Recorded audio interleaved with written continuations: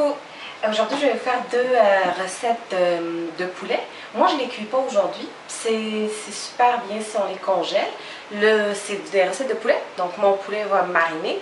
Et la prochaine fois qu'on en a besoin, ben, c'est déjà tout prêt dans le congélateur. Alors, je vais commencer par j'ai des cuisses avec le dos. Voilà. J'ai bien lavé mon poulet. On fait juste... On prépare bien sûr. J'ai de la farine, des œufs, et puis je vais mettre de la chapelure.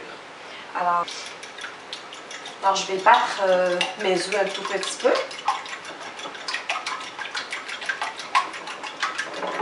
Là, je vais préparer ma chapelure. Moi, j'ai de la chapelure assaisonnée à l'italienne. Il y a déjà des fines herbes, mais je vais en rajouter. Donc, de la chapelure. Alors, je vais mettre du persil séché. C'est une bouteille de coriandre, mais c'est du persil, je l'ai rempli.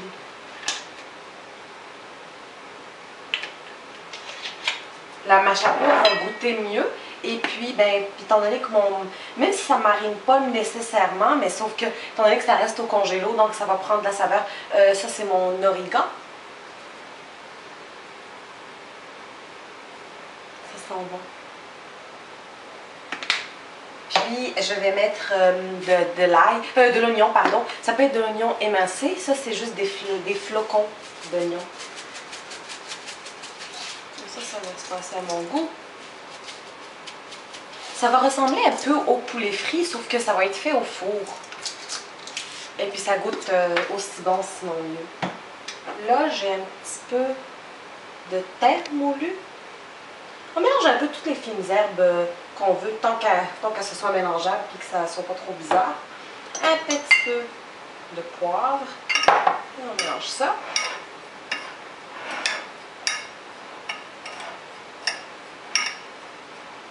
Là, j'ai mis déjà une boîte en plastique. J'ai mis du papier aluminium dedans. Je vais mettre un peu de PAM.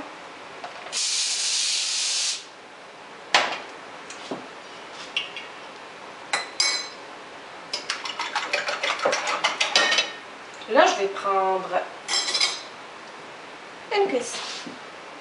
On la met dans la farine.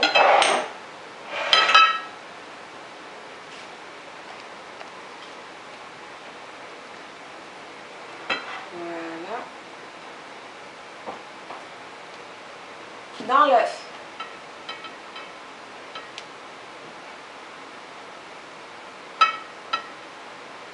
Et puis, dans la chapelure.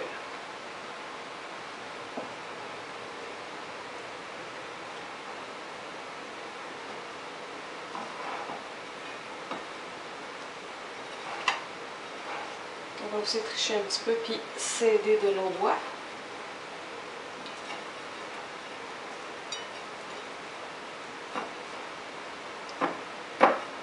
Puis, ben, je la place comme elle va être cuite, comme ça. Donc, je fais juste un petit peu tapoter de chapelure. On peut la refaire une deuxième fois. On refait la même chose. On refait pas la farine, mais on refait les œufs et la chapelure. Mais ça fait une grosse croûte. Je pense que c'est juste assez pour donner du goût comme ça. Alors, on fait la même chose pour nos autres cuisses. Là, je pourrais en mettre deux, puis remettre une couche de papier aluminium, encore du PAM, et en remettre deux. On va en mettre encore moins. Donc ça, c'est fait. Bon, ici, j'ai des pilons de poulet. Ça, je vais les mariner, puis c'est une recette pour le barbecue. Nous, même quand il fait moins 20, ben, on utilise notre barbecue. Sinon, mettez-les au four. Alors ça, je vais les congeler dans un sac Ziploc. Puis, on va commencer par mettre du persil haché. Persil et coriandre ici. Comme ça, par là. Un petit peu comme ça. Un petit peu de poivre.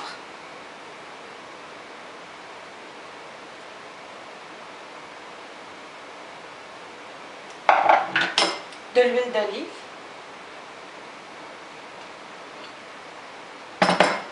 Le jus d'un citron. Ça, c'est environ une dizaine de pilons.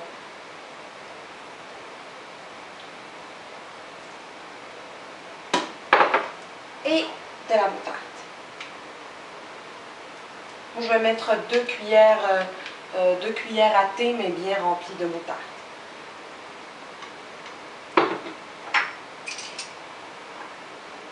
Deux gousses d'oignon moyennes.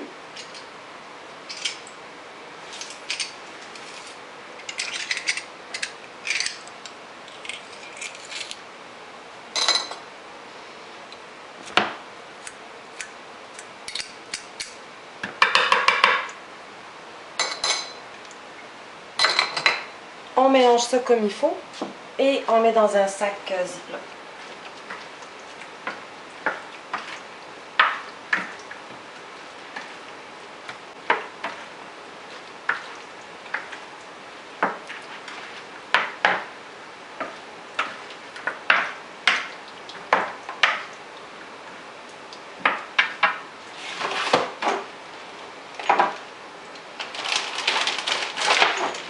Voilà.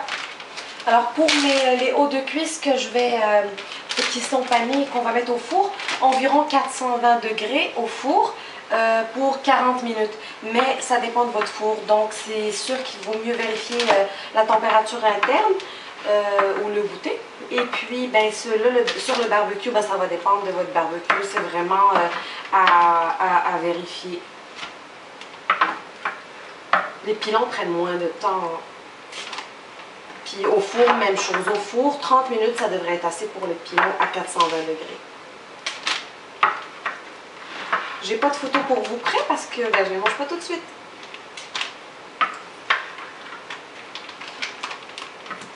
Alors, une fois que c'est fini, je mets tout de suite au congélateur. Alors quand on les sort du congélateur, pour les pilons, on peut les laisser toute la nuit à décongeler au réfrigérateur. Mais pour le poulet pané, ben ça, on les met tout de suite au four sans décongélation. Donc voilà, c'est 2 recettes rapides. On peut les préparer tout de suite en arrivant de l'épicerie. Et puis ça fait un petit souper, on peut rajouter du riz ou des pâtes et ça fait un petit souper facile et rapide pour la semaine. Alors à bientôt!